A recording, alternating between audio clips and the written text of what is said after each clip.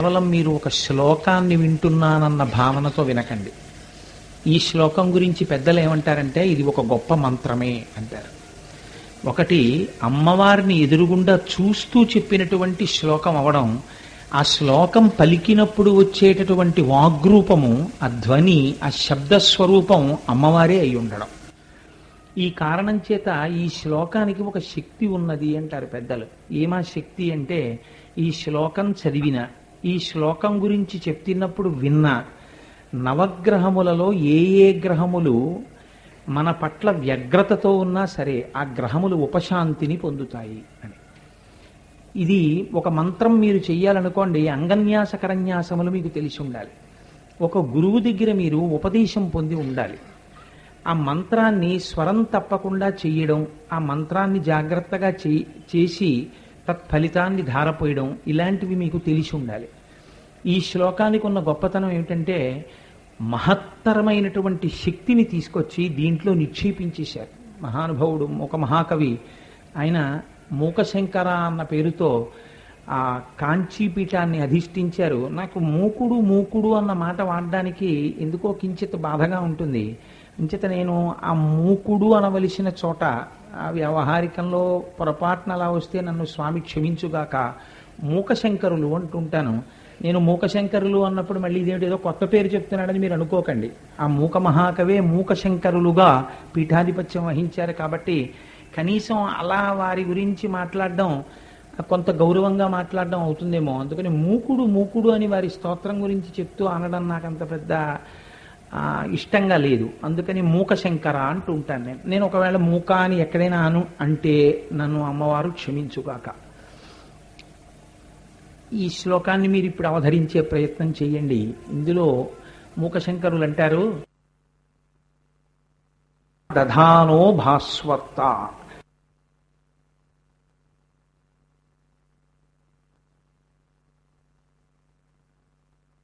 అమృత నిలయో లోహితవపు, వినమ్రాణాం సౌమ్యో గురురపి కవిత్వంచ కలయన్, గతౌ మందో గంగాధర మహిషి కామాక్షి భజతాం, తమఃకేతుర్మాతః తవ చరణ పద్మో విజయతే అంటారు. నిజంగా మహానుభావుడికి అమ్మవారి పాదముల వంక చూస్తూ ఇతపూర్వం తాను మాట్లాడడానికి శక్తి లేనటువంటి వ్యక్తి, అమ్మవారి శక్తి తనలో ప్రవేశించి ఆ శక్తే వాగ్రూపంగా మారిపోయి ఆవిడ పాదార విందములను అలా అర్థం చేసుకోగలిగినటువంటి శక్తిగా మారింది. అది వాక్కుగా మారింది. ఆ వాక్కు బయటికి వచ్చింది. అమ్మవారి అనుగ్రహం చేతనేది గ్రంథస్థమైంది. కాబట్టి ఇప్పుడు ఈ శ్లోకం సాక్షాత్ మనం భగవద్గీత అని కృష్ణవాణిని ఎలా చెప్పుకుంటామో, ఈ శ్లోకం అమ్మవారు గ్రహముల యొక్క వ్యగ్రతని ఉపశాంతి చేయించడం కోసం అమ్మవారే చూపించినటువంటి దారి. ఈ శ్లోకాన్ని మీరు చాలా జాగ్రత్తగా గమనించండి. ఈ శ్లోకం చెప్పేటప్పుడు మూకశంకరులు అమ్మవారి పాదాల వంక చూస్తూ మాట్లాడుతున్నారు. ఇవాళ మీరందరూ కూడా మీ సౌకర్యం కోసమే మేమేం చేశామంటే ప్రదోషవేళ పూజగా లోపల జరిగిపోతుంది. ఇప్పుడు నేను ఇక్కడ నీరాజనం చెప్పినప్పుడు అక్కడ నీరాజనం ఇస్తారు. నీరాజనం అయిపోయిన తర్వాత ఇవాళ అమ్మవారికి దర్బార్ అయిన తర్వాత ప్రతి ఒక్కరూ కూడా అమ్మవారి పాదాల వంక చూసి వెళ్ళే ప్రయత్నం చేయండి. ఎందుకంటే ఈ శ్లోకాన్ని ఇవాళ మీరు వింటున్నారు కాబట్టి మీకు అమ్మవారి అనుగ్రహము కలుగుగాక అని ఆ తల్లి పాదములు పట్టి ప్రార్థన చేస్తూ ఆయన అమ్మవారి పాదముల వంక చూస్తూ మూకశంకరులు అంటారు, అమ్మా దధానో భాస్వత్త, నీ పాదములు సూర్యునితో సమానమైనవని చెప్పడము కుదరదు. నీ పాదముల వంక చూసినప్పుడు నాకు సూర్యగ్రహము జ్ఞాపకమునకు వచ్చుచున్నది. భా అన్న మాటకి కాంతి అని పేరు. అందుకే ఆయనకి భానుడు అంటారు. అమ్మవారి మొట్టమొదట మనం గ్రహాలు చెప్పేటప్పుడు ఏ గ్రహం చెప్తాం? సూర్యగ్రహాన్ని చెప్తాం. సూర్యగ్రహానికి ఒక శక్తి ఉంది జ్యోతిష శాస్త్రంలో. అది ఆత్మోద్ధరణమును కలిగిస్తుంది, ఆత్మపీడని కలిగిస్తుంది. అందుకే సత్యనారాయణ స్వామి వారి వ్రతం చేస్తే సూర్యగ్రహం ఆవాహయామి స్థాపయామి పూజయామి అన్న తర్వాత అక్షతలు తీసి యజమాని మీద వేసి సూర్యగ్రహ పీడ విముక్త్యర్థం అని అక్షతలు వేస్తారు. కాబట్టి ఇప్పుడు సూర్యుడు ఏం చేస్తాడు అంటే, సూర్యుడు ఏం చేస్తాడో మాకు తెలియకపోవడం ఏమిటండి? ఆయన వెలుతురు, వెలుతురు పుట్ట. అసలు సూర్యోదయం అనేటటువంటిది కలగగానే మొట్టమొదట ప్రయోజనం పొందేటటువంటిది మనకి స్ఫురణలోకి వచ్చేది ఒకటి ఉంది లోకంలో, అదే పద్మం. పద్మం తపస్సు చేస్తుంది రాత్రంతా మొగ్గగా ఉండి, ఎప్పుడు సూర్యోదయం అవుతుందా, ఎప్పుడు సూర్యకిరణాలు పడతాయా అని. కొన్ని కోట్ల రూపాయలు పట్టుకొచ్చి మీరు తామర మొగ్గ దగ్గర చూపించారనుకోండి, ఆ తామర విచ్చుకోదు. అందుకే ఈ శ్లోకం చెప్పగానే రేపు తామర పూలతో పూజ చేస్తున్నాం. రేపు ఆ తామర పూలతో పూజ అమ్మవారికి జరుగుతుండగా మీరు చూసి తీరాలి. అందుకే ఆఫీస్ టైములు అయ్యే లోపల అందరూ చూసి వెళ్ళిపోయేటట్టుగా కార్యక్రమాన్ని రూపకల్పన చేస్తున్నాం. తామర మొగ్గ సూర్యకిరణానికి విచ్చుకుంటోంది. అమ్మవారి యొక్క పాదముల యొక్క శక్తి అలా తామర మొగ్గల్ని విచ్చుకునేటట్టు ఏమైనా చేస్తోందా అంటే, ఇప్పుడు మీరు శంకర భగవత్పాదుల్ని జ్ఞాపకం తెచ్చుకోవాలి. శంకరులు అన్నారు సౌందర్యలహరిలో, హిమానీహంతవ్యం హిమగిరి నివాసైక చతురౌ నిశాయాం నిద్రాణాం నిశచరమ భాగే చ విశదౌ పరం లక్ష్మీపాత్రం శ్రియమతి సృజంతౌ సమయినాం అంటూ, సరోజం తత్పాదౌ జనని జయ కశ్చిత్రమిహకీం అన్నారు. మూక మహాకవి మూకశంకరులు ఈ మాట చెప్పే ముందు బహుశా శంకర భగవత్పాదులు వారి దృష్టిలో ఉన్నారు కొంతవరకు. జగద్గురువులు కదా, వారెవరి దృష్టిలో ఉండరు. ఒక పద్మం విచ్చుకోవాలి అంటే సూర్యకిరణాలు పడాలి. సూర్యకిరణాలు పడితే విచ్చుకున్నటువంటి పద్మం రాత్రి అయిందనుకోండి ముడుచుకుపోతుంది. మంచులోకి తీసుకెళ్ళి మీరు తామర పువ్వుని పెట్టారనుకోండి, వెంటనే అది ఆ రేకులన్నీ కూడా బరువుగా అయిపోయి ఆ మంచు చేత కొట్టబడి రెక్కలు ఎక్కడికక్కడ రేకులు ఊడిపోతాయి. శంకరాచార్యులు వారు అంటారు, నీ పాదాలకి తామర పువ్వులకి పోలికి ఏమిటమ్మా? చాలా మంది తెలియక నీ పాదపద్మములు అంటుంటారు. అసలు అలా ఎలా చెప్పడం కుదురుతుంది? నీ పాదాలకి పద్మాలకి పోలిక లేదు. నువ్వు పుట్టింది హిమాలయ పర్వతాల మీద పుట్టావు కాబట్టి హిమగిరి సుతే అని పేరు నీకు. నువ్వు మెట్టింది హిమాలయ పర్వతాల్లోనే మెట్టావు, కైలాసనాథుడు అక్కడే ఉంటాడు కాబట్టి నీకు హిమాలయ పర్వతాల మీద నడవడం అనేటటువంటిది నీకు అలవాటైపోయింది. నువ్వు మంచుకొండల మీద తిరుగుతుంటావు. ఏది తామర పువ్వులను అలా మంచుకొండ మీద తిరగమనండి, తెల్లవారితే విచ్చుకుంటాయి, చీకటి పడితే ముడుచుకుంటాయి. నీ పాదాలు అలా ఒకనాడు విచ్చుకోవడం ఒకనాడు ముడుచుకోవడం నీ పాదాలకి తెలియదు. నీ పాదాలు నిశచరమ భాగే చ విశదౌ, అవి ఎప్పుడు ఈ పద్మాలైతే చీకటి పడితే ముడుచుకుపోతాయి. నీ పాదాలు రాత్రి లేదు పగలు లేదు, ఎప్పుడైనా సరే ఆర్తితో ఉన్నవాడు ఒక్కసారి అమ్మవారి పాదద్వందాన్ని ఇక్కడ తలుచుకుని నఖైర్నాకస్త్రీణాం కరకమల సంకోచ శిశిభిః స్తరూణాం దివ్యానాం హసతైవతే చండిచరణౌ ఫలాని స్వస్యేభ్యః కిసలయకరాగ్రేణ దదతౌ దరిద్రేభ్యో భద్రాం శ్రియమనిశమాహ్నాయ దదతౌ. ఎక్కడున్నా సరే, ఎంత దరిద్రుడైనా సరే, ఇక్కడ కానీ అమ్మవారి పాదాలొక్కసారి తలుచుకుని నమస్కారం చేశాడా అంతే, వాడు కష్టం నుంచి గట్టెక్కిపోతున్నాడమ్మా. నువ్వు ఉత్తరక్షణం రక్షించేస్తావు. నీ కంటి చూపు చేత రక్షించగలిగినటువంటి దానివి. నువ్వు రావక్కర్లేదు, నేను రక్షిస్తాను స్మా అని నువ్వు ఏమీ ముద్ర పట్టక్కర్లేదు. నీ కంటి చూపు ఎప్పుడు పిల్లల్ని తల్లి చూసినట్టు నువ్వు అలా కనుగుడ్లు తిప్పుతూ చూస్తూనే ఉంటావు. దృశాద్రాఘీయస్యాదరదలిత నీలోత్పల రుచ, బ్రహ్మాండాల వర్ణంత వరకు నీ దృష్టి అలా తిరుగుతూనే ఉంటుంది. నీ పాదములు తలుచుకోగానే ఎంత దరిద్రుణ్ణైనా నువ్వు రక్షిస్తావు, నిస్సంకోచం, అందులో సందేహం లేదు. అటువంటి తల్లివి నువ్వు. అటువంటి నీ పాదాలకి ఏదో పొద్దున్నే విచ్చుకుని రాత్రికి ముడుచుకుపోయేటటువంటి తామర పువ్వులకి ఎలా పోలికి చెప్తామమ్మా? ఓడిపోయాయి తామర పువ్వులు నీ పాదముల యందు. ఆ తామర పువ్వుల్ని పగటిపూట వికసింపచేసిన సూర్యకిరణములు నీ పాదములతో పోల్చడానికి సరిపోతుందా? పైగా తామర పూలు ఒక కోరిక కోరుకుంటాయి, లక్ష్మీదేవి తమలో నివాసం ఉండాలి అని కోరుకుంటాయి. తమలో ఉండాలని తామర పూలు కోరుకుంటున్నాయి. కోరుకున్న వాళ్ళకి లక్ష్మిని సృజించేస్తాయి, వర్షించేస్తాయి నీ పాదాలు. దాచుకోవడం తామరలకి తెలుసు, వర్షించేయడం నీ పాదాలకి తెలుసు. నీకు తామరలకి పోలిక అమ్మా? ఎవరు చెప్పారు ఈ మాట? నీ పాదపద్మములన్న మాట ఏమిటి? నేను ఒప్పుకోనమ్మా అన్నారు శంకరాచార్యులు. ఎంత గొప్ప మాట చూడండి. అందుకని సూర్య భగవానుడు తన కిరణముల చేత పద్మములను వికసింపచేస్తున్నాడంతే. అంత మాత్రం చేత ఆ పద్మములు అమ్మవారి పాదములకు సాటి అవుతున్నాయా? సాటి కావట్లేదు. కాబట్టి అమ్మ, నీ పాదములను చూసినప్పుడు నాకు సూర్యుడు గుర్తొస్తున్నాడు ఆ కాంతి చేత. కానీ సూర్యుడి యొక్క కిరణములు కానీ, సూర్యకాంతి కానీ, సూర్యకాంతి వలన కలిగేటటువంటి ప్రయోజనములు కానీ నీ పాదకాంతికి సరిపోవు. నీ పాదకాంతి గొప్పది సూర్యుడి కన్నా. సరిగదా? నీ సూర్యుడు ఏం చేస్తాడు?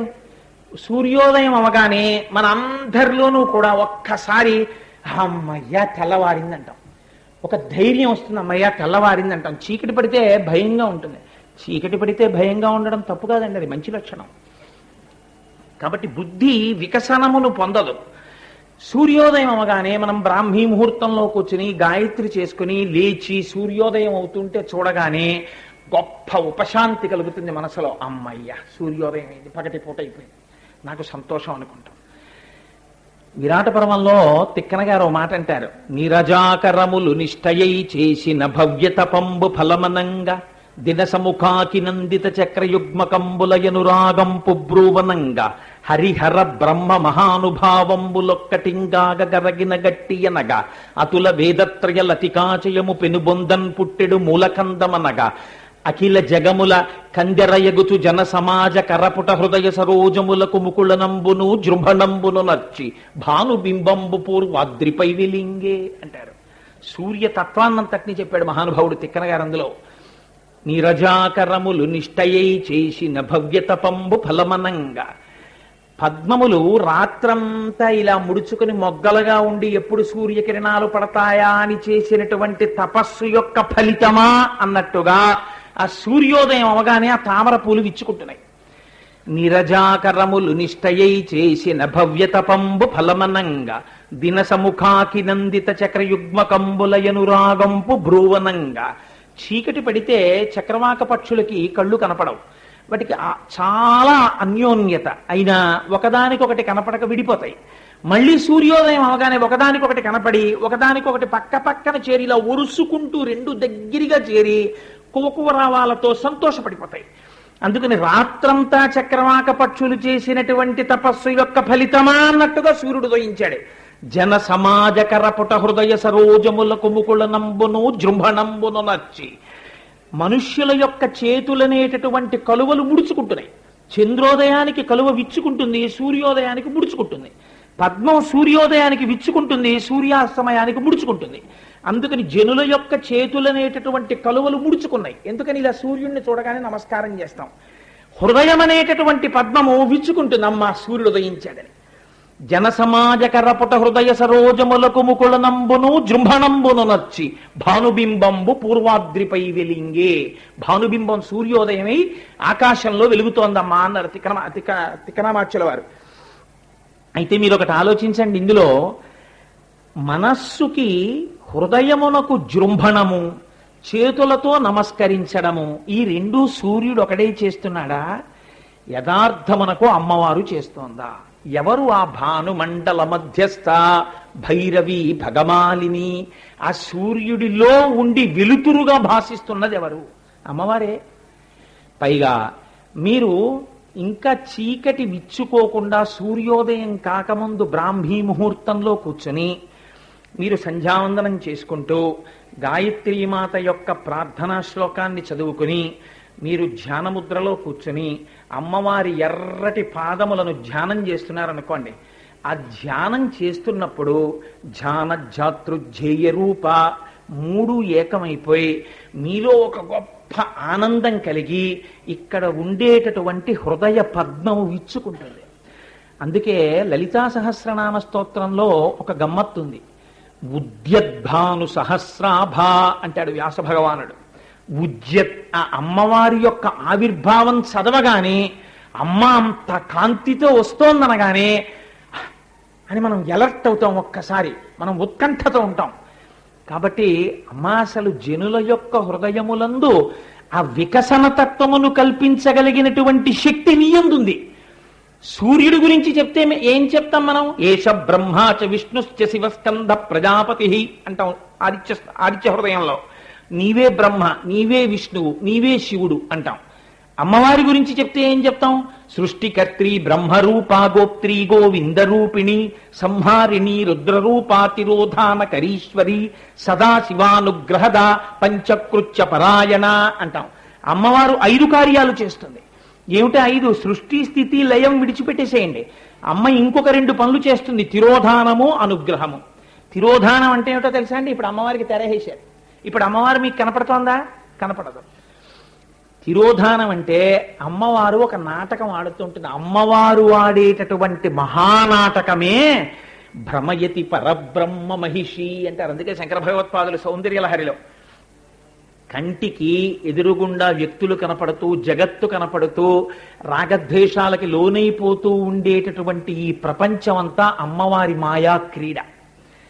ఇలాంటి వాటినన్నింటినీ పక్కన పెట్టేసి అంతటా బ్రహ్మము కనపడేటట్టుగా చెయ్యగలగడం కూడా అమ్మవారే చెయ్యగలదు. ఎప్పుడు చేయగలదు? ఆవిడ తెర తీసేస్తుంది. తెర తీసేస్తే ఏమవుతుంది? ఇప్పటి వరకు ముక్కు పుడకలు కనపడ్డాయి, గాజులు కనపడ్డాయి, కేయూరములు కనపడ్డాయి, కంకణములు కనపడ్డాయి. ఇప్పుడు బంగారం కనపడుతుంది. అన్నిటిలో ఉన్నది బంగారమేనండి అంటాడు. ఇప్పటి వరకు నామరూపాలు చూశాడు. ఇప్పుడు ఆ నామరూపాలు ఏ వస్తువునందున్నాయో వస్తువుని చూస్తాడు, సత్యం చూస్తాడు, ఆరోపితమును విడిచిపెడతాడు. అందుచేత మాయని తీసి సత్యాన్ని చెప్పడం అమ్మవారు చేస్తుంది. మాయ కప్పి ఉంచడం తిరోధానం. ఏమీ కనపడకుండా ఎప్పుడు ఏదో సంసారం, మా ఆవిడ మా పిల్లలు అనేటట్టుగాను ఆవిడే చేస్తుంది. లేదురా ఇదంతా ఈశ్వరమయం జగత్ అనేటటువంటి జ్ఞానాన్ని ఆవిడే ఇస్తుంది. తిరోధానము అనుగ్రహము ఈ 2 కూడా ఆవిడ చేస్తోంది. కేవలము ఏష బ్రహ్మాచ విష్ణుశ్చ శివస్కంధ ప్రజాపతి అనిపించుకున్నటువంటి సృష్టి స్థితి లయముల కన్నా అమ్మ నువ్వు ఇంకో 2 పనులు ఎక్కువ చేస్తున్నావు. నువ్వు సదాశివానుగ్రహదా, నువ్వు తిరోధానములు చేస్తున్నావు, అనుగ్రహములు చేస్తున్నావు, పంచకృత్య పరాయణ. కాబట్టి మా యందు జ్ఞానస్వరూపం ఎవరు? నువ్వే. మాకు మాయ తీసేసేదెవరు? నువ్వే. మాకు మోక్షం ఇచ్చేదెవరు? నువ్వే. మా జన్మకి కారణం ఎవరు? నువ్వే. మేము స్థితి ఎవరి వలన కలిగింది? నీ వలనే. అసలు ఇంకొక మాట చెప్పనా అమ్మా? ఆ సూర్యచంద్రులు ఎవరమ్మా? నీ స్తనములు. అందుకే సూర్యచంద్రులను అమ్మవారికి నేత్రముల కింద చెప్తారు, అమ్మవారి తాటంకముల కింద చెప్తారు, అమ్మవారి స్తనముల కింద చెప్తారు. ఎందుకు చెప్తారు అంటే పేరాల భరత శర్మ గారు శారదానంద లహరిలో ఒక అద్భుతమైన పద్యాన్ని రచన చేశారు. ఇప్పుడు చదివాను ఆ శారదానంద లహరి. ఒక్కడు ఏనుగు ముఖంబునను మరొక్కడు 6 ముఖాలతోడ నీయక్కున పాలు త్రావ జగమంతయు బిడ్డలు కన్న తల్లి నేడెక్కడ నుండి చేపెదకో ఇన బింబము చంద్రబింబము తక్కక నీయురంబునను దల్పకయున్న సల్సతి అంటారు. అమ్మ నువ్వు నీకు 2 బిడ్డలని లోకం అనుకుంటోంది. ఒకడు విఘ్నేశ్వరుడు, ఒకడు సుబ్రహ్మణ్యుడు. ఒక ఆయనకి ఏనుగు ముఖం, ఒక ఆయనకు 6 ముఖాలు. మా అమ్మ అని వచ్చి 2 చెరో తొడ మీద కూర్చుని ఒక ఆయన ఏనుగు ముఖంతో తాగేస్తున్నాడు పాలు, ఒక ఆయన 6 ముఖాలతో తాగేస్తున్నాడు. అమ్మ మేము నీ బిడ్డలమే కదా. ఆ బ్రహ్మకీట జనని, నువ్వు మా తల్లివి. మేము ఎప్పుడు తాగుతామమ్మా నీ పాలు? మా ఆకలి ఇప్పుడు తీరుతుందమ్మా అని మనం అడుగుతామేమోనని ఇనబింబము చంద్రబింబము తక్కకని యురంబునను దాల్పకయున్న అహర్నిశల్సతి. అమ్మవారు సూర్యుణ్ణి చంద్రుణ్ణి తన స్థనములుగా మార్చుకుని ఆహారోత్పత్తి అంతా సూర్యుడి వల్ల జరుగుతుంది. ఎక్కువ తినేస్తే వచ్చే అనారోగ్యాలన్నీ చంద్రుడి యొక్క కిరణముల చేత ప్రకాశించినటువంటి ఓషధుల చేత తీరుతాయి. కాబట్టి అమ్మ లోకాన్ని నువ్వు మళ్ళీ తల్లిగా కాపాడుతున్నావు కదమ్మా. కాబట్టి సూర్యుడు చేస్తున్న దానికన్నా నీ పాదములలోంచి వచ్చేటటువంటి సూర్యకాంతిని మించిన కాంతి సూర్యుణ్ణి దాటిపోయింది కదమ్మా. ఇన్ని ప్రయోజనాలు అటువైపు నుంచి ఎక్కడ వచ్చాయి? నీలోంచి వచ్చాయి. దదానో భాస్వత్త. ఇది మూక హృదయం. ఇది మహానుభావుడు మూకశంకరుడు. అందుకనమ్మా నీ పాదాలతో సూర్యుణ్ణి పోల్చి నేను ఎలా చెప్పను? సూర్యుడిని నీ పాదాలతో పోల్చడం కుదరదమ్మా. అమ్మవారు మందస్మితం చేసింది. ఎంత గొప్ప ఆలోచన వచ్చిందో! ఎక్కడిది ఆలోచన? తానిచ్చిందే. తానిచ్చిన ఆలోచనే, తానిచ్చినటువంటి స్ఫురణే, తానిచ్చిన ఊపిరే, తానిచ్చిన వాక్కుగా మారి పైకొస్తోంది. ఇప్పుడు మీరు దధానో భాస్వత్త అన్నప్పుడు నేను చెప్పగలుగుతున్నానంటే ఎవరి అనుగ్రహం లోపల నుంచి బయటకు వస్తోంది? అమ్మవారే బయటకు వస్తోంది అనమాట. దధానో భాస్వత్త అమృత నిలయో. పోన్లే అమ్మా నీ పాదాల ముందు సూర్యుడు తక్కువే కానీ పోని చంద్రుడు అంటానంటుకుంటున్నావేమో. నవగ్రహాల్లో మరి సూర్యుడు తర్వాత చంద్రుడిని చెప్తాం. చంద్రుడు అంటాననుకుంటున్నావేమో, చంద్రుడు కూడా నీ పాదాలతో సాటి అని చెప్పడం కుదరదు. ఎందుకో తెలుసా అమ్మా? చంద్రుడు దేనికి గొప్ప? చంద్రుడిలోంచి అమృతం స్రవిస్తూ ఉంటుంది. అందుకే